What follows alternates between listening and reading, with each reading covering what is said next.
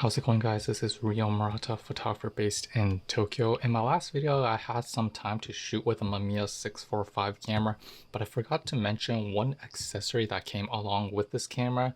And when I looked up on YouTube, I couldn't find anyone talking much about the left-hand grip of the Mamiya 645 1000 series of camera.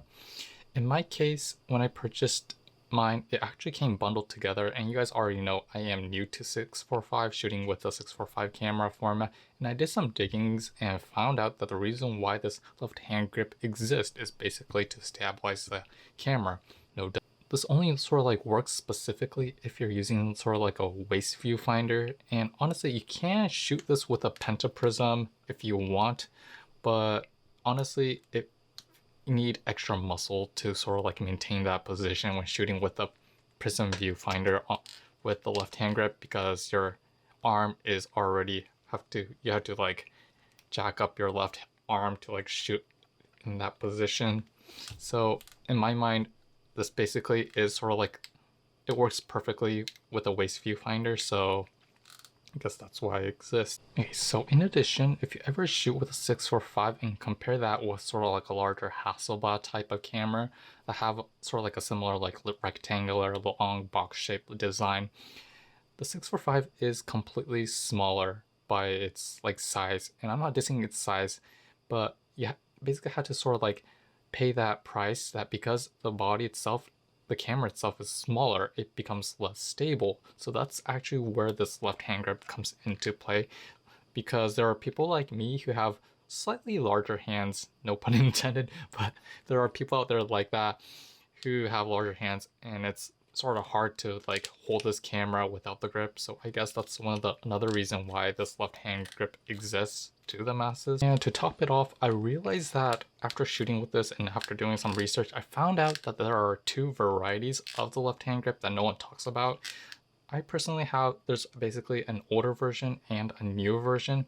I personally have the older version, and the main difference is basically the older version has sort of like a cable release coming out of it, and it basically is like same as a typical cable release. When you do long exposure, you just stick it into the shutter button and you're good to go. While the new version, the main difference is basically it's already integrated into the grip. It's into the plastic, grip itself, so you can't see the cable release sticking out. That's basically the main difference, and I don't know the real name to those like two products. Okay, so one thing to note, that this old version, the cable release, how should I call it, is like really good quality, and this is basically sort of like a small advice to a lot of people. A good cable release is basically, if you like bend the cable release like at an angle, like 90-degree angle, 170-degree angle. A cheap one, you can't like press the shutter. When you press the shutter, what happens is that this metal like tip basically pops up and like basically fires the shutter away. But if you have a cheap one, you can't basically like press it like this if you have a cheap one. But this one in particular, if you like bend it 180 degrees or so, it's like this, you can basically still fire away. So this means that it's a really high quality cable release, especially for this, like, I mean, it was like, what, 23 years ago or something? It's like really like stable, It's better than the cable release I currently use, so that's something I noticed after like using with this like grip. So this is sort of like a beginner mistake that I did, and I did not know about this, but when I first got this grip, because I'm right-handed, when I like press the shutter, it's always on the right side.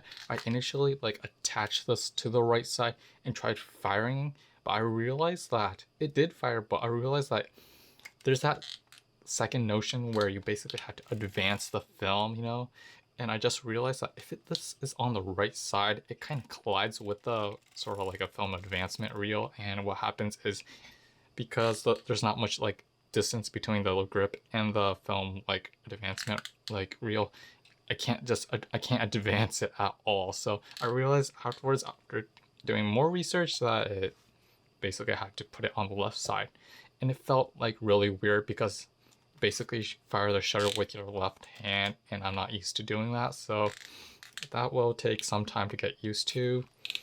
Hopefully I'll get used to it in near future. All in all, in my previous shoot at Kokuritsu Kyogijo, which was the Japan National Stadium, I use this grip and I actually love it, especially in the combination with the waist viewfinder, prism viewfinder. I need to work out more to sort of like get more extra muscle and flex to sort of like stabilize the camera at this angle while peeking through the viewfinder. This actually uses a lot of muscle, so I'm not. And you have to keep in mind that the penta, I was about to say pentapixel or something. If you have the prism viewfinder attached, you have to keep in mind that the camera itself gets way heavier than the waist viewfinder. And the reason why the waist viewfinder is loved among some photographers is because you can shave off extra weight off the, because there's like no like prism in a waist viewfinder. You're basically looking down at the ground glass. There's no like optical stuff, lenses in the waist viewfinder. So one negative that I found after like shooting with this configuration, there's only one negative that I found, which is, or maybe two, is basically if you don't like having something like dangling around, like a cable release sticking out, like I would highly recommend getting the newer version, which basically you don't have this cable release sticking out. It's not going to affect the image at all because it basically sort of like pokes down and up. So, and you're shooting with a 50mm like focal length, not a super wide angle lens, so you won't have this like cable release coming into your image. So that's really good.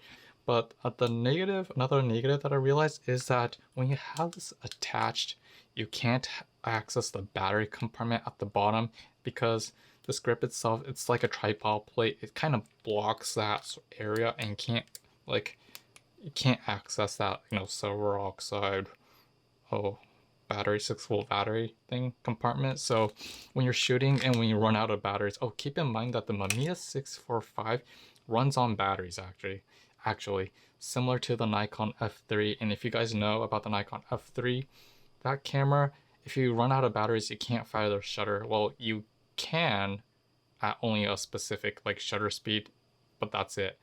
So in most cases, when you run out of battery, you can't fire the shutter with this. So it's like a negative.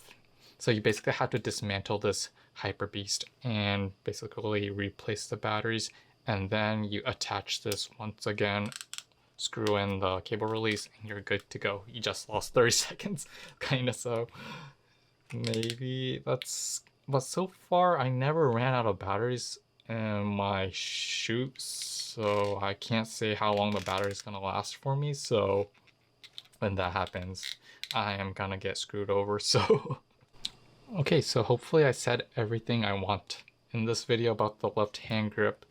If you have like any questions, if you know the real name of this like accessory, please leave in the comments below. I'm happy to hear from you guys.